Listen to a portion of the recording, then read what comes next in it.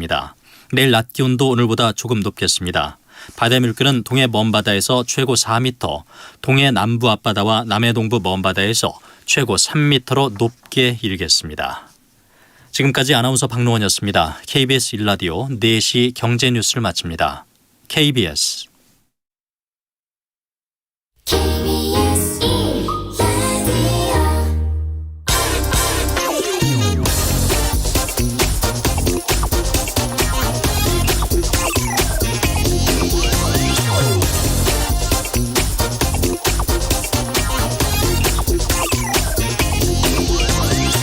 광주 아이파크 아파트 붕괴가 시작된 그 옥상 콘크리트 작업에 모두 외국인 노동자들만 투입됐다고 합니다. 불법 재하도급으로 공사비가 깎여 나가니 이 공사비를 맞추려면 실력이 있든 없든 또 말이 통하든 안 통하든 인건비가 좀 싼 외국인 노동자를 쓸 수밖에 없었을 겁니다. 정도의 차이만 있을 뿐이지 전국의 모든 공사 현장이 다 비슷비슷합니다. 외국인 노동자에 대해서는 사실 동전의 양면과 같아서 좀 섣불리 말하기 좀 어렵지만은 분명한 건 외국인 노동자가 내국인 노동자들의 임금을 깎는 목적으로 그렇게 이용돼서는 안 됩니다. IMF 이후 허용된 이 외국인 노동자로 인해서 그 일자리에서 그동안 생활하던 내국인 노동자들의 임금은 크게 내려갔습니다. 물론 요즘 한국의 청년들은 험한 일 하지 않으려 한다. 또 외국인 노동자 없으면 건설 현장이나 공장이 돌아가질 않는다. 이렇게 반문하실 겁니다. 험한 일에 합당한 땀의 대가를 지급하지 않으니까 우리 청년들이 외면하는 것 이거 아닌가요? 다른 선진국에도 외국인 노동자들이 있지만은 우리처럼 이 자국 노동자들의 임금을 희생시키지는 않습니다. 국가가 저임금 일자리에 한해서 각 직종별로 적정 임금 제도를 두고 있기 때문에 합당한 임금을 지급하도록 강제하고 있거든요. 외국인이든 내국인이든 어차피 똑같은 임금을 지급해야 하기에 굳이 말도 통하지 않고 실력도 그렇게 믿을 수 없는 외국인 노동자를 쓸 필요가 없기 때문입니다. 그런 게 바로 국가가 할 일입니다. 네, 경제와 정의를 다잡는 홍반장, 저는 KBS 기자 홍사원입니다. 홍사원의 경제쇼 출발하겠습니다. 유튜브 오늘도 함께 갑시다.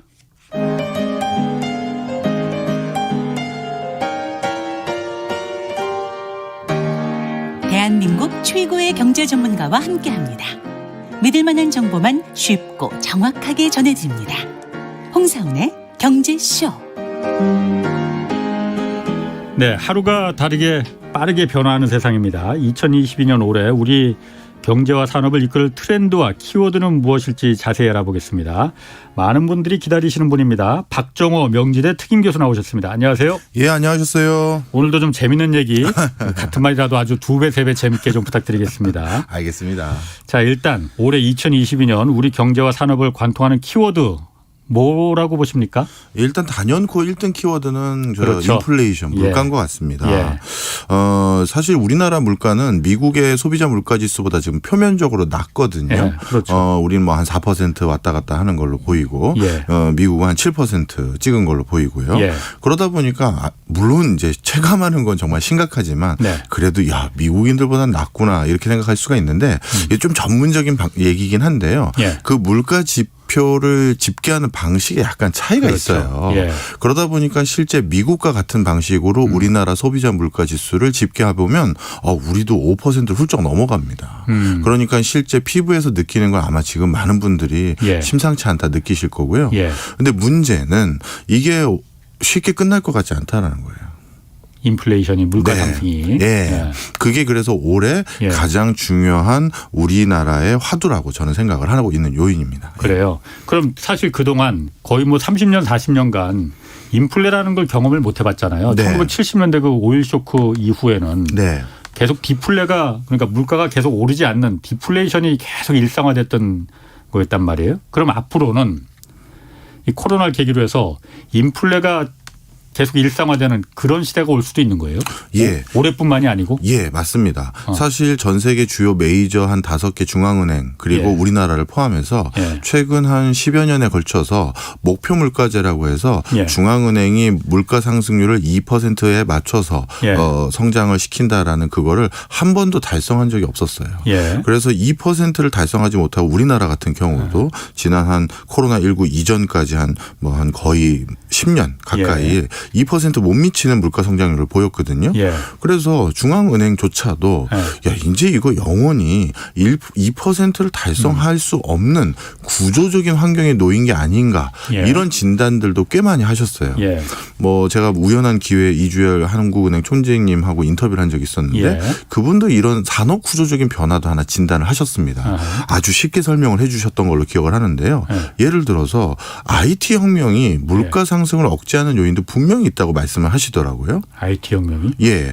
예전에는 물건의 가격이 올라가는 요인 중에서 중간 마진 상인들 그리고 우리 소비자들이 어디가 더 싼지를 잘 모르기 때문에 가격을 쉽게 올릴 수가 있었다는 거죠. 예, 예. 근데 지금 모르니까요. 예. 그러니까 그 가격이 올라갈 요인이 있었는데 지금은 흔히 말해서 그렇죠. 기저귀 전쟁이라고 부릅니다. 어느 대형 이커머스 회사에서 기저귀 가격을 50원 낮추면 한 2-3시간 안에 다른 쪽에서 똑같이 낮추거나 오히려 더 낮춰버려요. 그러니 과거처럼 물가가 올라가는 게 아니라 오히려 물가를 끌어내리게 만드는데 IT 혁명이 아주 커다란 기여를 하고 있다는 거죠. 가격 비교 같은 것도 스마트폰으로 금방 하잖아요. 네, 맞습니다. 그러다 보니까 이게 그 당시에 뭐라고 말씀을 해 주셨냐면 코로나라는 건 아무도 예측 못하는 거니까요. 이 추세대로 가면 진짜 2% 물가 상승률이라는 그 목표치 자체에 대해서도 한 번쯤은 우리가 연구나 스터디를 다시 해봐야 되는 상황이 아닌가 이런 생각이 들었다는 거예요. 그러니 자 우리가 일상생활에서 재테크를 하거나 월급을 받거나 아니면 미래에 대한 투자를 하는 이런 여러 행태를 보일 때 한 번도 물가 상승이 유발될 것을 대비하자라고 우리는 생각한 적이 없거든요. 그런데 이제는 그렇지 않을 수 있다라는 거죠. 그리고 그렇다면 상시 물가 상승을 대비하게 되면 어떻게 바뀌는 거예요, 교수님? 이걸 또 많이 물어보더라고요. 모든 게 바뀝니다. 모든 게 어떻게 바뀌냐면요. 항시 물가 상승을 대비했던 중남미 국가를 예를 들어볼게요. 일단 월급이 아니라 주급으로 바뀔 가능성이 높아요. 월급이면 한 달 뒤면 물건 가격이 또 오르는데 이번 주 일한 거 나 지금 빨리 주세요. 그래야 내가 조금이라도 저렴할 때 물건 가격 살 수 있습니다. 주급을 바탕으로 그 급여를 지급하는 대부분의 나라들이 평균적으로 다른 나라에 보다도 물가 상승이 훨씬 높은 나라들이에요. 그다음에 국가 차원에서는 또 어떤 문화적인 변화가 생기냐면 저축을 잘 안 해요. 그게 아예 만연화돼요. 저축을 하는 것보다 물건을 사는 게 훨씬 더 이익이니까. 그렇죠. 내가 먼 미래를 대비하기 위해서 이번에도 월급의 절반을 꼭꼭 내가 먹을 거 안 먹고 입을 거 안 입고 아꼈어 했는데 한 3-4년 뒤에 하이퍼 인플레이션 비슷한 거 같다? 바보짓 한 거가 되는 거죠. 화폐 가치가 떨어지니까. 그렇죠. 그러고 아니야 어쩌다 한번 이렇겠지 뭐 하고 또 월급 모았는데 다시 또 3-4년 뒤에 또 그렇게 초고 물가 상승률이 나왔다? 또 나만 바보 된 거예요. 그러다 보니까 이렇게 하이퍼 인플레이션이 만연했던 국가들은 국민들의 저축률이 떨어집니다. 그러다 보니까 국가가 발전하려면 발전시키기 위한 자금원이 필요한데 그건 저축에서 시작되잖아요. 그러니까 이게 중장기적으로 국가 발전의 성장 구조를 구조적으로 또 차단하는 요인이 되고요. 그리고 어떻게 되느냐. 저축을 이렇게 좀 덜 하다 보면 그 저축을 안 한다는 건 그냥 내가 현금을 가지고 있는 게 아니라 가능하면 그 돈을 내가 월급 받은 날 거의 다 쓰게 되잖아요. 그러다 보니 소비 행태가 되게 특이해져요. 일시적이고 그 즉흥적인 소비도 굉장히 뭐라 할까요? 발달되고 중장기적인 계획 아래 유발되는 소비는 오히려 줄어들어요. 그래서 브라질이나 일부 하이퍼 인플레이션이 많았던 국가 국가에서 회사를 경영했던 한인 어떤 대표님들은 네. 이런 표현도 하세요. 월급을 어차피 줄 수가 없다. 그래서 네. 왜요? 그랬더니 네. 월급을 주면 그 돈을 받고 네. 그 돈을 다 쓰고 돈이 떨어지면 그때부터 다시 출근을 한다는 거예요. 무단 결근을 했다가 네. 그런 분들도 꽤 계시대요. 네. 그러니까 차라리 주급을 주는 게 나도 좋고 네. 그들도 원하는 거다. 아, 이렇게 그렇군요. 얘기를 하더라고요. 예. 아니 제가 그 인플레이션이 이제 앞으로 상시적으로 인플레이션의 시대가 계속 장기적으로 갈 거라고 보는 이유 중에 하나도 네. 사실 그동안 물가를 안 오르게 만들었던 물가를 저물가 상태로 유지할 수 있었던 큰 원인 중에 하나가 중국이었지 않습니까? 맞습니다. 세계 공장이 중국이 싼 임금으로 값싼 물건을 전 세계에 다 공급하니 물가를 암만 물가 좀 올리고 싶어도 그게 구조적으로 올릴 수가 없었잖아요. 그런데 그 시대는 이미 중국도 지나갔거든. 맞아요. 그러다 보니까 디플레이션의 시대는 이제 끝났구나라는 논리가 맞는 것 같더라고요. 네, 맞습니다. 사실 중국의 생산 가능 인구 15세부터 65세까지 인구는요. 예. 미국과 유럽 전체 생산 가능 인구보다 많습니다. 예. 그러니 뭔가 물건을 생산해서 그 물건의 단가를 정할 때 그 예. 안에 가장 중요한 요소는 두 가지인데요. 예. 하나는 인건비. 그 물건을 만들어내는데 들어간 인건비 얼마인지 예. 비용에 당연히 전가해야 되잖아요. 그렇죠. 예. 그 또 하나가 전기료입니다. 예. 그런데 이 두 가지가 지금 오를 요인들만이지 떨어질 요인이 안 보이는데요. 네. 먼저 인구 구조 말씀해 주셨으니까 인건비부터 말씀드리면 중국의 생산 가능 인구가 이렇게 유럽 전 대륙과 미국을 압도하는 수준만큼 더 많았는데 예. 그래서 1990년대부터 중국이 전 세계 시장에 편입돼서 이제 냉전을 우리가 종식하고 개혁 개방으로 들어오겠다라고 하는 순간 중국이 이때부터 전 세계의 제조공장 역할을 해왔었습니다. 예. 이 당시에 중국이 생산 가능 인구로 물건을 직접 생산하는 인구로 전 세계에 들어왔던 인구가 2억 4천만 명인데요. 그 당시 예. 유럽과 미국의 생산 가능 인구로 신규 유입된 예. 인구는 6천만 명밖에 안 돼요. 헐. 네, 그러니 단가가 얼마나 싸졌겠어요. 예, 예. 그래서 그 당시 전 세계 많은 글로벌 제조기업들이 중국에 다 그렇죠. 공장을 지었던 거죠. 예. 그런데 하나가 더 있습니다. 예. 바로 동유럽 국가들인데요. 그렇죠. 예. 냉전은 중국만 끝난 게 아니라 동유럽 국가도 끝났거든요. 예. 그래서 동유럽 국가가 세계 무역에 편입이 됐는데 그 당시 동유럽 국가의 경제활동 인구가 얼마냐 하면 2000년대가 평균적으로 2억 명이에요. 여기도 만만치 거기도 않은 거죠. 많네요. 네. 예. 그러다 보니까 양쪽에서 값싼 저임금 노동자들이 대거 쏟아지니 예. 물건 가격이 떨어지는 그러네요. 거죠. 예. 그래서 그 당시 이들을 활용했다라는 또 결정적인 증거가 하나 더 있는데요. 예. 세계 교역량이 1990년부터 2017년까지 연평균 5.6% 증가했었어요. 예. 교역량이요. 예. 그런데 같은 기간 동안 전 세계 GDP 증가율은 어떠냐? 2.8%밖에 안 돼요. 그러니까 무슨 얘기냐면 예. 한 나라에서 생산해서 한 나라에서 소비한 게 아니라 예. 여러 나라에서 생산해서 소비할 나라로 갖다 주는 경우가 훨씬 많았다는 걸 반증하는 거예요. 그러니까 소비하는 나라와 생산하는 나라 다른 거죠. 예. 물건을 생산하는 그 증가율보다 예. 교역률이 더 높았다라는 건 예. 여기저기 돌려서 생산했다는 거죠. 아, 그게 그렇게 또 해석이 될 수가 그렇죠. 있군요. 자, 그러다 보니까 이런 것들은 단순히 중국이나 동유럽 국가의 인건비만 낮은 인건비만 대두된 게 아니라 예. 서유럽 국가 그리고 우리나라나 예. 다른 이미 개발된 국가 같은 경우는 예. 우리들 스스로의 인건비, 임금의 교섭력이 상실돼 버린 거잖아요. 그렇죠. 사장님한테 사장님 우리 그 공장에서 일하는 근로자들 올해 좀 인건비 좀 올려주세요. 그러면 사장님 입장에선 예. 니들 자꾸 이러면 나 중국 간다.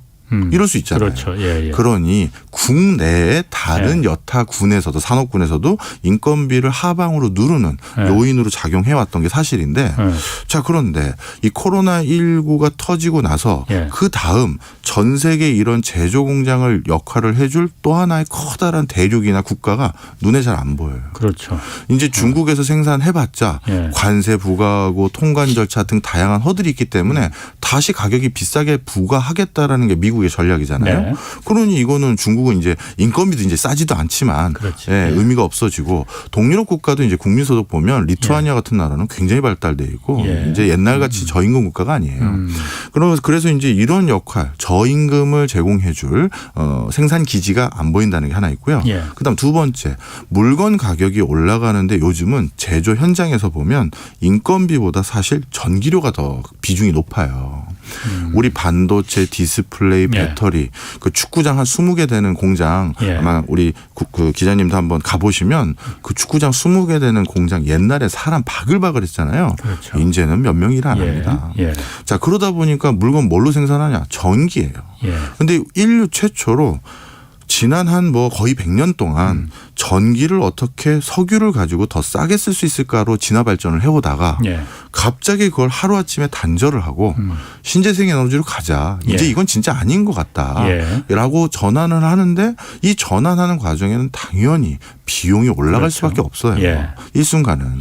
그러면 이거에 대비하기 위해서 유럽도 이미 전기료를 2배 뭐 몇 % 이상 올린 나라들이 대부분이고 우리나라도 그런 압박을 점점 받고 있는 상태고 그러면 이 전기료 인상되면 그 전기를 바탕으로 물건 생산하는 공장은 당연히 비용 압박이 있으니 그렇죠. 가격 올려야겠죠. 가격 올릴 수밖에 없습니다. 그런데 지금 아까 그 고용 얘기도 하셨잖아요. 네. 미국은 사실 미국 그 연방준비제도 중앙은행이 원래 두 가지를 원래 갖고 싸우는 거잖아요. 그렇죠. 그러니까 인플레 파이터라고 해서 인플레를 대항하는 거하고 또 하나는 이제 고용을 그 두 가지는 어떻게 보면 정반대의 그렇네요. 그 대척점에 있는 부분인데 고용은 지금 거의 완전 고용에 가깝다는 그 통계 자료가 계속 나온단 말이에요. 근데 어떤 언론 보면은 이렇게 고용이 거의 완전 고용에 가깝다 보니까는 이게 오히려 또 인플레이션을 가속화시킨다 이런 보도도 있어요. 그건 왜 그런 건가요? 이것도 좀 설명을 드릴게요. 이 고용 통계에 대해서 약간 오해가 좀 있는데요. 우리가 실업률이라는 거 있지 않습니까? 얼마 전에도 바이든 대통령이 본인 요즘 인기가 없어서 그런지 실업률 수치가 통상적인 수준보다 더 낮게 나와서 이 정도면 괜찮다. 경제 괜찮으니까 여러분 걱정 마십시오 했던 것 같은데 실업률은 어떻게 집계를 하냐 하면요. 이게 특이한 게 우리가 흔히 말해서 집에서 요즘은 하도 요즘 취업난이 심각해서 뭐 일가 친척 중에서 대학 졸업하고 몇 년 동안 구직 활동하다가 그냥 이제 이력서도 안 쓰고 잠시 그냥 집에 있는 친구들이 꽤 있어요. 집집마다. 뭐 흉도 아니에요. 하도 심란하니까. 그런데 그런 친구들을 우리가 흔히 실업자다 이렇게 부르잖아요. 그렇죠. 그런데 그 실업자가 아니에요. 실업률 통계에 안 잡힙니다.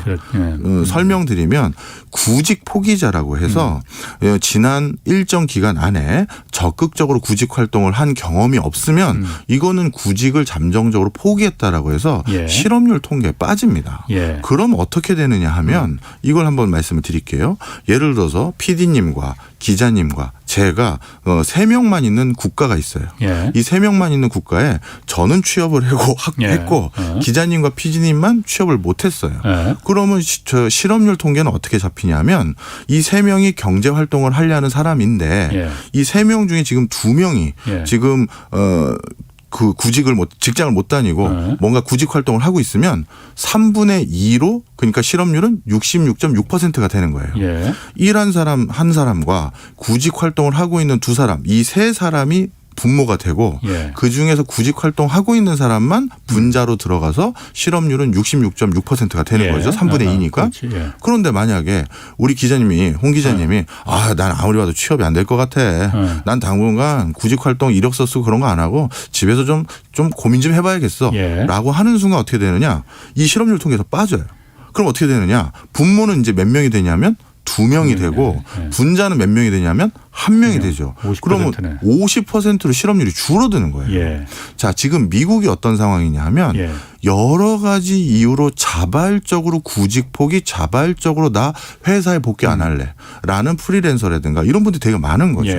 그러면 아까 말씀드린 것처럼 홍 기자님처럼 나 당분간 구직 활동 안 할래라고 하는 사람이 늘어났기 때문에 실업률은 줄고 그러기 때문에 완전 고용과 비슷한 형태의 모습들을 보여지기가 쉬운 거예요.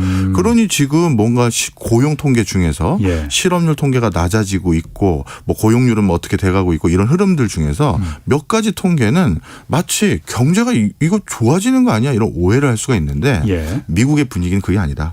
트럭 운전하시는 분들 그리고 뭐 화물 관련한 관리하는 분들 관제탑의 관제사분들 그냥 자발적으로 안 들어오시는 분들이 있고 또 그냥 구직 활동을 하려다가 나 당분간 더 집에 있겠다는 분이 많아서 실업 통계가 낮은 거예요. 그렇군요. 그러면 그게 어쨌든 통계 부분을 얘기하셨는데 어쨌든 고용이 늘어나는데 인플레이션이 더 세질 수 있다. 이거는 왜 그거가 어떤 연관관계가 있는 거예요? 자, 지금 이제 그 화물 운송이라든가 네. 아니면 컨테이너를 저기 내려주는 그 선착장에 계신 분들이라든가 예. 이런 분들은 사람이 지금 없어요. 예. 사람이 없으니 어떻게 된다? 거기를 관리 감독하는 회사나 이런 데는 예. 초과 수당을 주던가 추가적인 급여를 더 지급할 테니 좀 와주세요라고 부탁을 하고 있는 상황이에요. 예. 그리고 그게 원활하게 또 공급되지 않으면 예. 물건을 그 지금 필요로 하는 사람들 예를 예. 들어서 내가 케이크를 만드는데 케이크 위에 토핑하는 딸기가 필요해요. 예. 근데 딸기가 없는 그냥 멋스럽지 않은 케이크 부담되잖아요. 예. 내가 10만 원 더 얹어주니까 저한테 좀 갖다 주세요. 예. 빨리 갖다 주세요. 이런 가격을 더 드릴 테니 그 물류 체계가 지금 제대로 사람들이 복귀하지 않아서 가동되지 못한 것을 추가 가격으로 나에게 부담할 테니 나한테 갖다 줘라. 이런 움직임이 많아요. 그럼 다시 그게 자꾸 가격이 오르는 거예요. 그래서 지금 미국에서는 저도 뭐 얼마 전에 미국 출장 갔다 왔지만 야 대형마트나 편의점에 물건이 없는 거는 못 네네. 봤어요. 네. 네. 그런데 그 물건이 없을 때 그 네. 물건이 꼭 필요한 사람들은 하다못해 나한테 먼저 물건 들어오면 알려줘. 웃돈이라도 줄 테니까. 그렇죠. 네. 네. 그런 상황인 거죠. 아. 그러면 이제 어떻게 되느냐. 그냥 야 요즘 이거 비싸게 팔아도 되겠는데 예. 하면 공급자 스스로 가격을 올려요. 예. 아, 지금 중요한 말씀 해 주셔서 그 얘기까지 하고 다른 걸로 넘어가면 이렇게 물가가 전반적으로 오르는 기조라는 걸 우리 스스로 인정하고 예. 자연스럽게 생각하게 되잖아요. 예. 그러면 실제 어떤 품목은 예. 물건 가격을 하나도 오를 요인이 없었던 물건들도 예. 가격을 올려요. 왜냐하면 이제 뭐 마트나 대형 마트나 아니 편의점에서도 그냥 아니 이건 왜 이렇게 요즘 비싸요? 그러면 그냥 한마디 하면 되거든요. 요즘 아시잖아요. 그러면 아 이것도 올랐나 보다 하고 가격 오른 거에 대한 수용성이 높아지니까 예. 본인들이 그냥 그렇지. 가격을 막 올리는 거죠. 예. 네. 그렇군요. 지금 누군가님이 질문하셨는데 아까 그 실업률 통계 관련해서 네. 실업률 통계 그 허수 부분에 대해서 네. 혹시 우리 정부도 실업률이 줄었다고 얘기하는데 그 네. 같은 영향이 미국과 같은 그런 통계에 허점이 있는 거 아니냐. 네. 왜냐하면 고용이 지금 뭐 실업률이 그렇게 낮다고 하는데 현실적으로 보면 주변에 직장 못 구한 청년들 많거든요. 맞습니다. 어. 똑같습니다. 네. OECD를 기준으로 해서 국가 간의 상호 비교하기 때문에 예. 실업률 통계를 집계하는 방식은 아까 미국과 우리나라가 동일하고요. 예. 그래서 지난 정부인가 지지난 정부가 제가 헷갈리는데요. 언젠가부터 실업률만 가지고 얘기하지 말고 예. 저희 같이 공부한 사람들이 그렇지. 예. 고용률을 같이 발표해라. 예. 그 실업률만 가지고는 니네 실업률 낮아졌으니까 경제 좋다고 하면 안 되지 않냐. 예. 이렇게 저희가 권고 드린 적이 있는데 예. 가끔 지금도 네. 실업률만 갖고 얘기하는 분들이 계시긴 합니다. 그러니까 제가 지금 기억이 정확히 안 나는데 우리나라 그 통계청에서 그래서 네. 아까 말씀하신 자발적 그 실업 그 구직 포기자 네. 이 부분을 포함한 그 뭐라 그러더라 무슨 실업률 통계를 또 따로 발표를 해요. 맞아요. 그래서 그게 하도 욕을 먹으니까. 맞아요. 네. 뭐 제가 지금 기억이 정확히 안 나네요. 고용률만 봐도 그게 예. 잘 필터링이 그렇구나. 됩니다. 네. 그리고 네오님이 이거 물어보셨거든요. 계속 이렇게 인플레이션이 그 미국이 네. 그 압박이 강하면은 미국의 경제 성장률은 어떻게 전망하시냐? 왜냐하면은 인플레이션을 계속 견디려면 어쨌든 성장이 뒷받침이 돼줘야만이 그 경제가 버티는 거잖아요. 성장까지 만약 꼬꾸라지면은 그게 정말 최악인 그럼요. 스태그플레이션 뭐 최악인 상태잖아요. 네. 이렇게 인플레이션 압력이 거세지면은 그 미국의 경제 성장률은 어떻게 보시는지 박 교수님은 대답 가능하시겠습니까? 네, 말씀을 좀 드릴게요. 예. 점점 국제 기구들이 예. 미국의 그 내년 올해네요. 죄송합니다. 2022년 경제 성장을 올해 얼마나 할 것이다라고 전망했던 것이 예. 지난 9월 그리고 올 전인 12월 그리고 이번 1월 달에 계속 발표한 것들이 점점 낮아지고 있어요. 예. 이 흐름이라는 게 중요한 거예요. 예. 경제학자들이라고 해서 예. 막 방송 나오거나 본인이 어디 칼럼 쓸 때 어떻게 될 것이다 이렇게 단언하시는 정말 뭐 분도 계신데 거의 대부분 틀리거든요. 왜냐하면 경제는 계속 상황이 바뀌어요. 그렇죠. 그래서 저희는 내년도 뭐 경제 성장률 얼마입니다. 이것만 보시면 안 되고요. 예. 어떻게 해야 되냐면 그런 것들을 계속 정례적으로 집계해서 발표하는 기관들이 예. 어떤 흐름으로 자꾸 발표하는지 보셔야 되는데 예.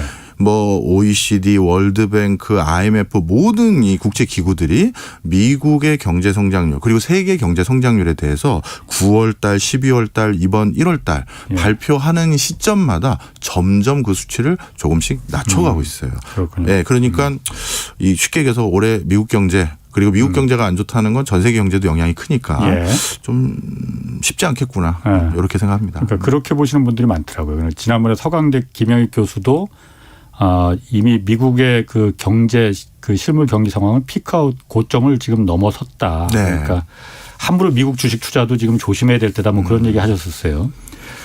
아까 그 통계 얘기가 자꾸 나오는데 네. 요것도 제가 요 궁금해서 이걸 안 물어볼 네, 수가 없네요. 무주택님이 그 사람이 아까 자발적인 취업 포기자인지 구직을 계속 지금 찾고 있는 사람인지를 어떻게 이거 파악하느냐. 중요한 말씀이세요. 예. 그래서 우리나라에서 이런 고용 통계를 집계하는 기관에서 설문조사를 하면서 첫 번째 물어보는 질문이 그겁니다. 당신은 몇 살이냐. 왜냐하면 15세 이상이 돼야지만 고용 통계에 포함되는 인구가 되는 거예요. 실제로 설문을 하는군요. 네, 설문을 합니다. 그리고 나서 현재 회사를 다니십니까 묻고 그다음 회사 안 다닙니다 하면 지난 10일 안에 구직 활동을 하셨습니까 묻거든요. 그걸 통해서 적극적 구직자인지 담정적 구직 포기자인지 구분을 합니다. 그렇군요. 좋은 질문이시네요. 그러면 다음에 이제 그 금리 지금 중요합니다. 우리나라도 지금 뭐 얼마 전에 금리 올렸지만 지금 뭐 다음에 또 올릴 가능성이 있다고 하고 미국이 지금 계속 좀 세게 나오고 있거든요. 아직 미국은 금리 올리지 않았어요. 네, 아직 안 올렸죠. 아직 안 올렸는데 이번에 다음 주 화요일 날 연방준비제도 그 이사회 회의 있잖아요. 거기서 올릴 가능성 있다라는 얘기도 있고 또 누구는 지금 뭐 처음엔 3번 올린다, 4번 올린다 이렇게 가더니 지금은 7번, 8번 올린다 그렇게까지도 나와요. 이렇게 막 팍팍 껑충껑충 뛰는 이게 가능한 겁니까? 그렇게 올리면 한국은 어떻게 하라고 그래요, 그럼? 그것도 중요한 말씀이죠. 그거에 대해서 좀 설명을 드릴게요. 저는 지금은 이제 그 공공기관에서 일 안 하고 저는 이제 대학으로 왔으니까 좀 자유로운 편인데 전에 제가 일했던 곳은 뭐 이렇게 금리를 결정하는 곳은 아니지만 KDI. 그거 뭐 말씀하시죠. 그렇죠. 뭐 하긴 뭐 나쁜 데가 아닌데 뭐. 그래도 KDI도 정례적으로 올해 우리나라 경제 성장률 어떻게 됩니다. 하반기 경제 성장률 어떻게 됩니다. 이렇게 발표하는 곳이에요. 거기에 그 쟁쟁한 선배님들이 예전에 그 수치들을 발표하셨던 모습들을 지금도 반추해 보면 그런 고민들도 같이 하세요. 뭐냐면 통계상으로 예를 들어서 뭐 숫자가 낮게 나와요. 그럼 그걸 낮게 나온다고 있는 그대로 발표를 예를 들어서 해버리면 그것 때문에 경제가 더 안 좋아질 수도 있다라는 걸 아시는 거죠. 그럼 이제 이런 상황을 중앙은행으로 한번 돌려볼게요. 제가 연준 의장입니다. 작년도 파웰 의장이 뭐라고 그랬냐면 인플레이션 일시적인 겁니다. 아유 일시적이에요 했는데 본인이 정말 일시적이라는 걸 자신했었으면 본인들을 본인들이 스스로의 규칙, 목표 물가제를 그 바인딩 해놨던 걸 중장기적으로 평균에 맞추겠다라고 법을 바꿀 필요가 있었을까요? 그잖아요. 원래 인지하고 있었으면. 그렇죠. 원래 2%에 맞추라는 게 본인들이 받은 숙명 같은 미션이었는데 그거를 평균적으로 맞추겠다라고 문안을 바꿨단 말이에요. 바꿨죠. 그러니까 그 평균이라는 게 기간이 어느 정도인지를 모르지만. 그렇죠. 그 얘기는 무슨 얘기냐. 어떤 기간 동안에는 2% 넘게 계속 3, 4%를 해도 되고 그러다가 우리가 언젠가 1%로 맞출 수 있는 거 아니야. 그럼 전체 10년 보면은 평균이 2% 아니냐. 그렇죠. 자, 그 법을 바꿨다라는 거는 굉장히 중요한 시그널이 있었던 거예요. 자, 그러면 아니 법을 바꿀 만큼 물가를 2% 상승률로 맞추기 어렵다고 하면 물가 올라갈 것 같습니다라고 얘기하면 되지 왜 일시적인 거라고 얘기했느냐. 자, 연준전 의장이 나와서 여러분 앞으로 본격적으로 물가 올라갑니다 하는 순간 어떻게 될까요? 패닉이지 뭐. 패닉이죠. 기자님하고 저랑 이제 퇴근길에 마트부터 가야죠. 물건 사러 가야 돼. 물건부터 사재기 해야죠. 그러면 실제 물가는 더 오르는 거예요. 그러니까 이런 기대 인플레이션이라고 그렇습니다. 그래서 이런 어떤 보직을 갖고 있는 사람, 정부에서 어떤 임무를 갖고 있는 사람은 그 발언 한마디 때문에 실제 시장에서 더 큰 과잉 대응이 있어서 그 현상이 더 과하게 일어날 수가 있거든요. 그래서 작년에는 일시적이다라고 얘기하셨을 것 같다라는 게 제 개수고요. 저도 공공기관에 일한 사람으로서. 근데 올해는 어떻게 됐느냐.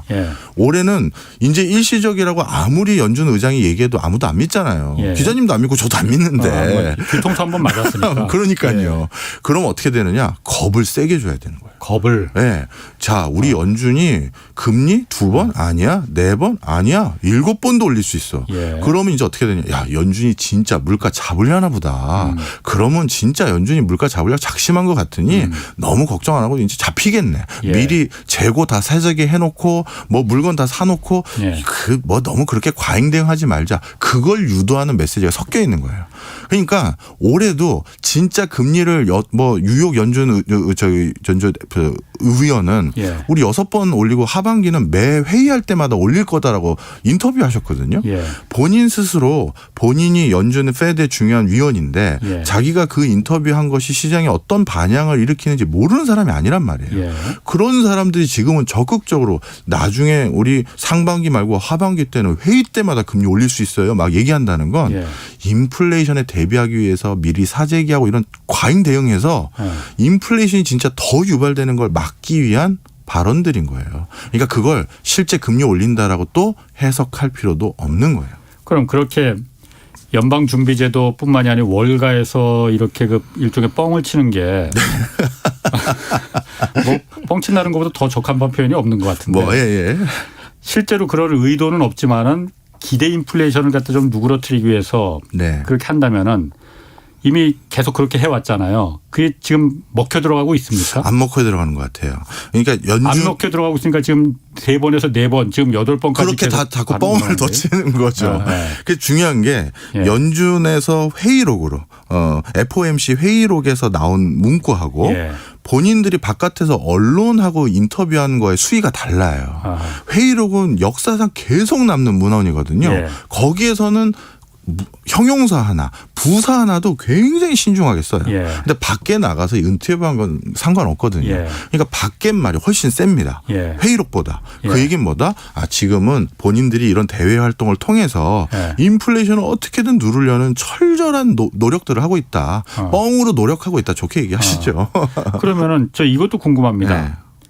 뭐 연방준비제도에서 말한 건 아니지만은 외부 그러니까 그 경제 전문가가 네. 지금의 인플레이션으로 보면은 금리가 2.5%까지 올라가야 된다. 네. 현재 미국의 금리가 0.25%잖아요. 네. 그러니까 거의 뭐 몇 배, 10배도 넘게 올라가야 된다는 거잖아요. 네. 지금 한국의 금리는 지금 올려서 1.25%란 말이에요. 미국이 만약 이렇게 꽁충꽁충 막 네. 애기 걸음으로 올리는 게 아니고 꽁충꽁충 막 금리를 다급해서 인플레가 워낙 발등에 불이니 올려버리면은 한국은 어떻게 해야 됩니까? 우리도 같이 올려야 됩니다. 왜냐하면 우리나라 금리가 낮아진다는 거, 상대적으로 낮다는 건 예. 우리나라 금리는 우리나라 돈의 가치잖아요. 예. 그럼 원화 가치가 상대적으로 너무 저평가돼 버려요. 예. 그러면 국내에 있던 외화 자금들이 다 빠져나갈 가능성이 예. 많겠죠. 그러면 어떻게 되느냐? 여기에 우리 그 요즘 주식 투자하시는 분 많으니까 외국인 투자자들도 다 빠져나가는 거죠. 예. 주식 영향 받는 거고 회사 애들도 여러 가지 영향을 미쳐요. 예. 따라서 시장이라는 걸 안정감 있게 계속 유지하는 게 중앙은행들은 중요한 것이기 때문에 예. 미국 금리와 우리나라 금리 차이가 너무 큰 차이가 나버리면 당연히 우리도 또 추가적으로 미국 금리와의 밸런스를 위해서라도 예. 금리를 올려야 될 유인이 하나 더 생긴 거고요. 이것도 미리 말씀드리면 이런 불황일 때 미국이 어떤 금리 추계로 변화될지는 우리나라 중앙은행에 있는 이코노미스트들뿐만 아니라 예. 해외 중앙은행들의 이코노미스트들이 다 알고 있어요. 그래서 예. 어떻게 됐느냐. 연준이 금리 인상 기조로 바뀌기 전에 러시아, 브라질 많은 그렇죠. OECD 미리. 국가의 중앙은행 금리를 무려 3단계 많은 곳은 5단계 이상 한꺼번에 올렸어요. 미리 올렸죠. 미리 올린 거예요. 예. 그런 것들은 왜 올렸느냐? 조만간 것에 달러, 예. 강달러를 대비하기 위한 선제적인 움직임도 일부 국가는 포함되어 있었어요. 자, 그 부분은 제가 많이 얘기를 들었어요. 미국의 금리가 달러가 강해지면 다 자금이 확 빨려 들어가니까 그거 자금 빨려 한국에서 외국인 자금 빨려 나가면은 지금 큰일 난다. 그래서 여기서도 빨려 나가지 않게 하기 위해서 한국 금리도 올려야 된다. 그 얘기는 많이 들었는데 네. 만약 그렇게 하면은 지금 1.25% 금리 올렸다고 해서 지금 영끌이다 뭐 비투에서 뭐 부동산 산 분들 또 코로나로 어려워서 생활자금 빌린 분들 어려운데 그분들은 그럼 포기해야 되는 거 아닙니까? 그게 진짜 큰 문제죠. 네. 그리고 어떤 걸 그럼 선택해야 돼요? 자, 이렇게 말씀드릴게요. 이론상 교과서에 나오는 그냥 네. 그 교과서에 나오는 이론상 물가를 잡으려면 그 물가보다 기준금리가 더 높아야 돼요. 그럼 네. 예를 들어서 네. 물가 상승률이 5%다. 예. 그러면 기준금리는 5%가 넘는 그렇죠. 뭐 5.25%든 뭐 한 6%든 이래야 물가가 잡히는 게 이론상 그래요. 실질 금리가 그러니까 더 높아야 된다. 그렇죠. 예. 자, 그러다 보니까 이거는 그렇게 되면 진짜 난리가 나는 거잖아요. 예. 그래서 이제 그 많은 국가들은 다른 방법들을 취합니다. 예. 금리를 올리는 게 아니라 예. 양적 긴축이라든가 그 밖에 다양한 채권 만기된 걸 연장을 안 해준다든가 이런 식으로 먼저 조치를 취하고요. 예. 그리고도 안 되면 금리도 올리는 것도 시그널을 충분히 주면서 대비를 해가면서 올리긴 할 거죠. 네. 그렇군요. 알겠습니다. 오늘 뭐 지금 원래 올해 키워드 좀 해야 되는데 앞에서 그렇네요. 벌써 그냥 이것 때문에 계속 궁금한 게 꼬리에 꼬리를 물고 늘어지다 보니까 박 교수님만 나오면 하여튼 이게 꼬리가 길어지네. 자, 그 올해 그럼 우리 경제와 산업을 관통할 주요 키워드 뭔지 이거 한번 좀 얘기해 주시죠. 예, 그다음에 두 번째 키워드로는 저는 사이버 테러를 꼽고 있습니다. 사이버 테러. 예.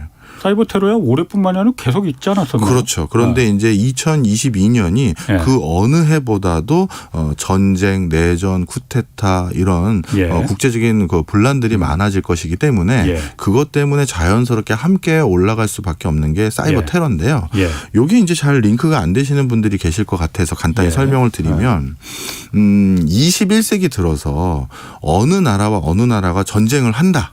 아니면 곧 침공을 한다라는 예. 가장 결정적인 시그널, 확정적인 증거는 그 나라 국경 근처에 뭐 탱크니 장갑차니 재래식 무기를 잔뜩 갖다 놨다가 아니라요. 예.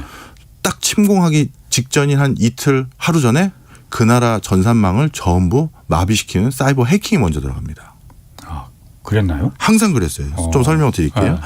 시리아를 미국이 예. 폭격하기 전에 어떻게 했느냐. 예. 상자박 작전이라고 해서요. 시리아의 방공망을 마비시킨 후 예. 시리아 핵시설을 먼저 폭격을 하고 예. 그다음에 시리아에 들어갔어요. 네, 이게 2007년도입니다. 예. 그다음에 2008년도 이때는 어느 나라냐면 예. 러시아가 그 당시 그루지아를 침공했거든요. 예. 그런데 그루지아를 침공할 때 그루지아의 국가 기관망을 또 해킹해서 마비시켰어요. 예. 왜냐하면 전쟁에 잘 대응하려면 전화하고 연락해서 야 지금 어떻게 서로 통해야 되잖아요. 예. 그걸 막으면 전쟁에서 이기가 수월하겠죠. 그렇죠. 예. 그래서 그루지아 침공하기 하루 전에 사이버 공격으로 그 나라의 통신망을 해킹했고요. 예. 그래서 이동통신 전체가 안 되도록 만들었었고요. 이게 2008년도입니다.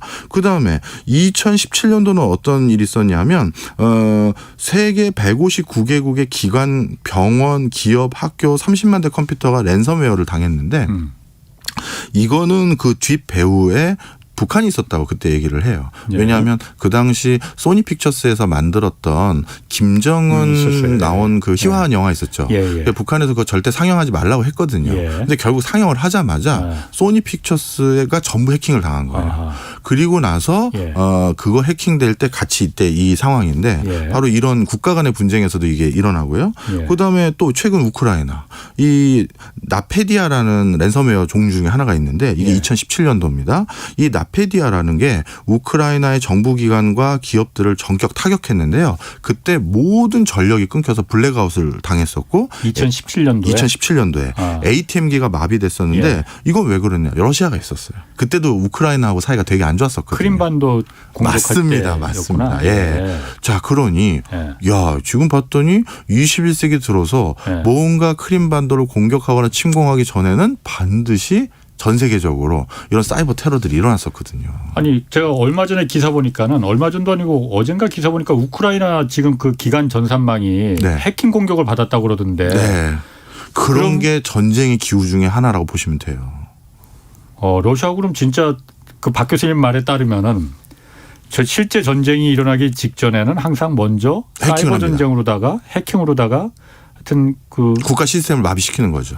그럼 러시아하고 실제 전쟁이 일어날 수 있을 가능성이 거기까지 올라온 거고요. 예. 이제 러시아는 이제 예. 저만 아는 게 아니라 미국 관료들도 이 사실을 알 거 아니에요. 예. 미국 관료들도 탱크와 장갑차를 옆에 두는 거는 예. 본인들이 무서워하지 않아요. 오히려 그거는 언론에서는 막 탱크들 막 움직이고 그러면 막 국민들 그렇죠. 민심이 뒤숭숭하지만 예. 결정적으로 걱정하는 거는 사이버 테러인데 예. 그래서 이번 것도 우리 진짜 할 수 있어라는 제스처를 진짜 확실하게 보여주거나 예. 그래서 교섭력을 높인 거거나 예. 아니면 진짜 들어가려고 하는 시그널일 수도 있어요.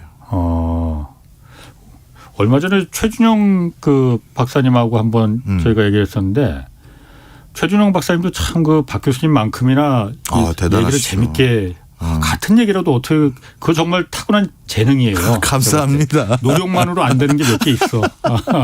근데 그 최준영 박사님도 러시아와 우크라이나가 실제 전쟁이 발발했다는 증거 중에 하나로 사이버전 얘기는 이제 안 했었고 야전병원이 지금 설치가 되더라. 탱크나 장갑차는 이게 그냥 아까 말한 대로 뻥일 수도 있지만은 네. 그냥 모션일 수도 됐죠. 있지만은 야전병원이 거기 설치되는 거는 진짜 들어가겠다는 의지다 뭐 이런 얘기는 하셨는데 사이버전이 우크라이나에서 공교롭게도 하여튼 최근에 네. 그 기간만 해킹이 있었으니 네. 거기 실제로 좀 뭐 한번 터질 수도 있겠네. 이거 참. 네. 요건 이제 우리나라 상황으로도 좀 다시 돌려서 말씀드리면요. 예. 그래서 이렇게 보시면 돼요. 아니 교수님 말씀 들어봤더니 예. 지난 21세기에 일어났던 미국과 이라크전 뭐 제가 하나하나 다 얘기 안 했는데 예. 다요 다. 예. 이라크랑 미국이 싸울 때도 그랬고 모든 게 다 마찬가지인데 예. 그러면 교수님 이렇게 사이버 테러가 중요하고 중체대한 건데 예. 왜 우리는 그동안 일상생활하면서 이걸 인지하지 못했을까요? 이 질문을 참 많이들 하세요. 예. 자 그런데 그게 사이버 테러의 특성 때문인데요. 한 두세 가지 특성이 있는데 오늘 또 다른 것도 해야 되니까 간단하게 두 개만 말씀드리면 아니, 재밌으면 계속 가도 돼요. 그래요? 뭐 내일 또 옵니까? 자, 첫 번째는 예. 뭐냐면 이 사이버 테러는 예. 굉장히 강도 높은 원샷 공격 하나를 하는 게 아니라 이런 표현이 방송 용어인지 모르겠습니다. 잔잔발이라고 해야 되나요? 잔잔한 공격들이 계속되는 예. 거예요. 예. 예. 왜냐하면 이렇게 생각해 보세요. 어느 날 홍 기자님하고 제가 또 저녁이나 같이 먹으시죠 하고 나가서 예. ATM기에서 돈 찾으러 갔더니 내 계좌가 빵원이 됐어요. 예. 그리고 알고 봤더니 어느 뭐 국가가 우리 해킹해서 다 가져갔대요. 아하. 그럼 홍 기자님하고 제 기분이 어떻게 됐어요?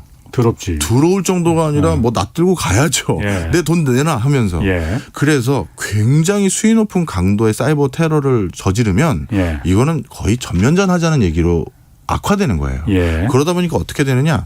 이게 딱 수위 높인 이슈로 하기엔 딱 그런 뭐 3천억 규모, 300억 규모 그럼 개개인으로 따지면 얼마 아니거든요. 예. 그래서 한 3년 전인가 4년 전에 우리 메이저 코인 거래소에 있는 거 코인들 또 털려가지고 한 500억 날라갔고 예. 이런 일들이 있는 거예요. 예. 그래서 사이버 테러는 한 방에 큰 공격을 하는 게 아닙니다. 계속 조금씩. 예. 그래서 이게 수면 위로 안 올라오게끔 이렇게 하고 있고요. 또 한 예. 가지. 이게 해킹을 당한 순간 누구 짓인지를 알 수가 없어요. 그렇죠. 어디 IP에서 들어왔대. 그거는 그 동네에 있는 서버일 뿐이지 예. 그 서버를 누가 이용했는지 어느 나라 사람이 이용했는지 그렇죠. 모르잖아요. 예. 예. 그런데 이게 통상적으로 밝혀지는데 2, 3년 걸려요. 그러니까 이슈가 이미 다 끝나고 나서 알려지니까 예. 이게 또 이렇게 흐지부지 예. 되는 거죠. 예. 그럼 실제 사이버 테러가 연간 우리나라에선 얼마나 많이 시도되느냐. 예. 이게 2018년도로 기억하는데 예. 그 국정감사 기간 동안에 예. 국정원 원장님께서 어느 의원이 그 질문을 하셨어요. 우리나라 공공기관 전체 국방시설이 아니라 공공기관 전체 1년에 해킹되는 그러니까 사이버 테러가 시도되는 건수가 얼마나 됩니까 했더니 하루 기준으로 가장 높은 상상할 수 있는 가장 높은 숫자 한번 대보세요. 설마 뭐 100건, 200건 이렇게 되는 건 아니겠지. 하루 평균 해킹 시도가 162만 건이에요. 162건이 아니고 162만 건 하루에 네. 공공기관 한 군데 전체 전체. 그러니까. 그럼 1년이면은 뭐 셀 수도 없이 숫자죠. 많은 이거는 시도가 그러니까 성공한 게 아니고 시도가. 왜냐하면 이런 거죠. KBS도 그럴 수도 있을 것 같은데 홍 기자님도 가끔 이상한 메일 받지 않으세요? 그거 맨날 받죠. 그거 10명 갑자기 뭔가 뭐가 해킹 당했다든가 이런 거 있잖아요. 예. 그 메일을 하나 보내는 게 한 건의 시도인 거죠. 아하. 그러다 보니까 하루 예. 162만 건이나 되는 시도들이 일어나는 거죠. 예. 그렇구나. 자, 그런데 예. 그러다가 만약에 예. 우리나라에 국부가 있다고 할 수 있는 예. 삼성전자의 반도체 관련한 중요한 도면이나 내용이 담겨져 있는 메인 서버가 해킹이 됐다든가 예. 아니면 우리나라 국방시설이나 아니면 한수원의 어떤 서버가 해킹당했다든가 예. 그 피해는 상상을 초월합니다. 그래서 2022년부터 이거를 더욱더 우리가 걱정해야 되는 이유고요. 그럼 우리 전쟁이 일어난다는 말씀이세요. 그게 아니라 전 세계가 지금 보호무역주의로 바뀌고 있고 국가 간에 여러 가지 제재를 가한다든가 압박을 가하잖아요. 예. 그러면 압박을 받은 나라는 갑자기 무역도 못하고 외화가 필요한데 돈 못 벌잖아요. 예. 그럼 돈을 어디서 벌겠어요? 사이버 테러인 거죠. 그래서 전쟁에 직접 노출된 국가가 우크라이나 같은 국가가 아니더라도 예. 지금 전 세계가 미중 간의 갈등이니 러시아와 미국의 갈등이니 러시아와 EU의 갈등이니 이런 것들 속에서 예. 갑자기 뭔가 돈이 필요한 어떤 세력이나 단체 또는 국가가 예. 이러한 시도를 계속할 수가 있다. 그래서 이제 올해 그 키워드 중에 하나로 이제 사이버 테러를 좀 고르셨고 네. 국내에서 그럼 우리 경제와 산업을 에서 좀 키워드가 될 수 있는 건 뭐가 될 수 있을까요? 가장 크게 걱정하는 파트 중에 하나는 3D 프린터입니다. 예. 지금 어떤 이슈가 하나 있냐면요. 예. 전 세계적으로 코로나19를 극복하는 과정에서 많은 예. 국가가 돈을 많이 썼잖아요. 예. 그래서 갑자기 이제 추가적으로 돈이 필요한 거예요. 예. 앞으로 더 내수 경제도 지원하려고 하려면 더 세원이 필요한 거고요. 예. 근데 세원이 필요하다고 국내 기업과 국민들에게 세금을 더 거두면 앞뒤가 안 맞는 얘기잖아요. 지원해 줄 대상에게 세금을 더 거둔다는 거. 예. 그래서 거의 대부분의 국가들이 우리나라를 대상으로 장사했던 외국 기업에게 과세를 더하려고 하는 거예요. 예. 그 관점에서 지금 증세가 일어나고 있는데 그 증세가 디지털세니 탄소세니 뭐 이런 가만히 예. 보니까 우리나라가 제일 피해보기 쉬운 것들이죠. 예. 왜? 왜냐하면 우리나라는 만들어서 그 나라에 갖다 팔면서 먹고 사는 예. 곳이니까요. 자, 그런데 우리나라와 비슷한 상황에 놓여져 있는 곳들이 이 세금을 피하기 위해서 세관원을 안 거치면 이런 세금은 안 내거든요.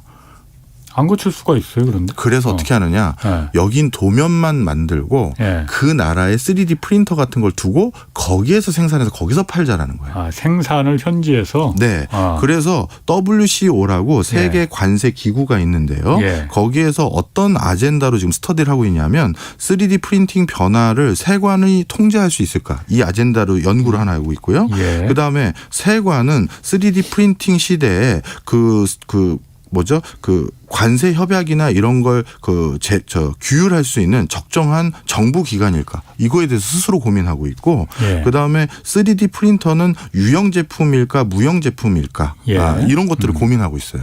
이게 지금 전 세계적으로 증세와 관련된 이슈들에 대해서 지금 그 세계 관세 기구가 중심이 돼서 고민을 하고 있는 겁니다. 좀 더 설명해 드릴까요? 그러니까 제가 약간 좀 뭐 의문이라는 부분이 있어요. 먼저 좀 설명. 네.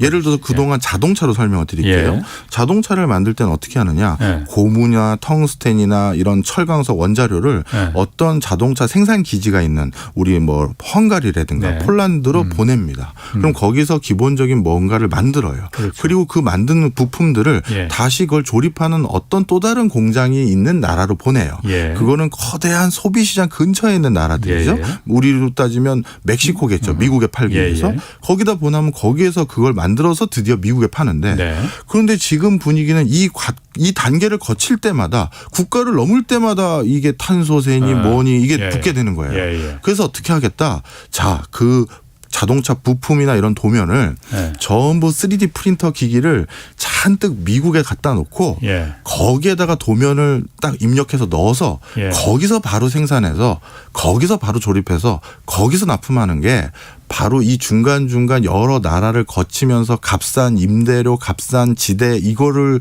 누리는 그 프리미엄을 예. 지금 이 디지털세니 수많은 관세들이니 이런 게 더 높아져서 그 프리미엄 없어질 것 같으니 예. 차라리 그렇게 하자라는 거예요. 네. 아, 그러면 사실 뭐 그게 기업 입장에서는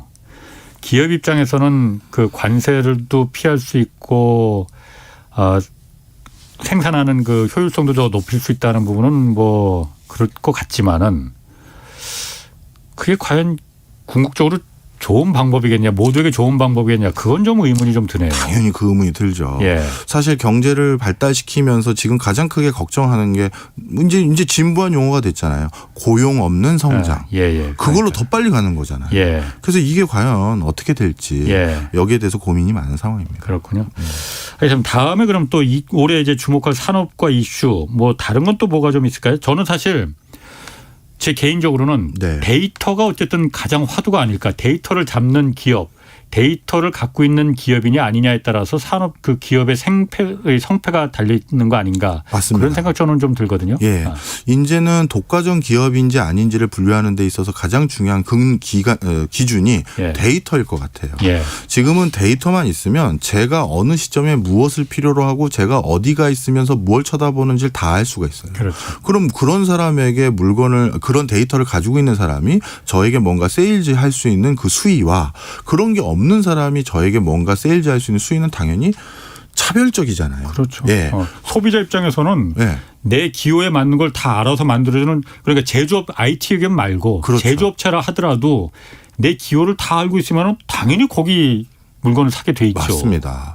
그러다 보니까 우리가 독과점 기업이라는 게 단순히 시장 점유율이 몇 퍼센트냐 이걸로 독과점 기업을 나누지 않아요. 네. 그러면 마이크로소프트 같은 데는 독과점 기업이에요.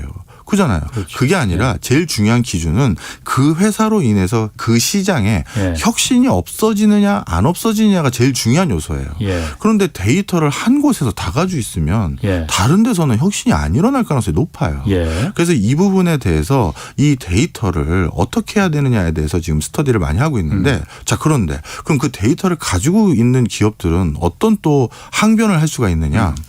그동안 우리는 이 데이터를 모으려고 그렇죠. 그 많은 노력을 들여서 그 물건 만들어서 너한테 공짜로 줬잖아. 그렇죠. 그렇죠. 너한테 그 많은 서비스 공짜로 준 이유는 딱 하나야. 데이터 모으려는 건데 맞아요. 갑자기 이걸 뺏어가면 우린 뭐 하라는 거예요. 구글과 페이스북이 지금 그렇게 말하고 있죠. 그렇죠. 그렇다면 우리가 이제 앞으로 이메일 서비스를 누리거나 아니면 내가 거기서 사진을 저장하거나 아니면 그 구글 들어가서 검색어 하나 넣을 때마다 10원씩 돈을 내야 되는 겁니까? 그것도 좀 애매하잖아요. 애매한 게 아니고 그건 말이 안 되죠. 그러니까요. 아니 근데 그 회사들은 예. 그거 그러면 돈을 내시든지 그렇죠. 아니면 나한테 데이터를 주세요 이거니까. 예. 그러니까 지금 이 논쟁이 그걸 어떻게 풀어야 될지 지금 저희 같이 공부하는 사람들은 좋은 논쟁이에요. 앞으로 그 얘기는 다음에 다시 한번 제가 자리 마련할 네, 테니까 이건 좀 그거 긴 준비 좀 얘기입니다. 해주시고. 네.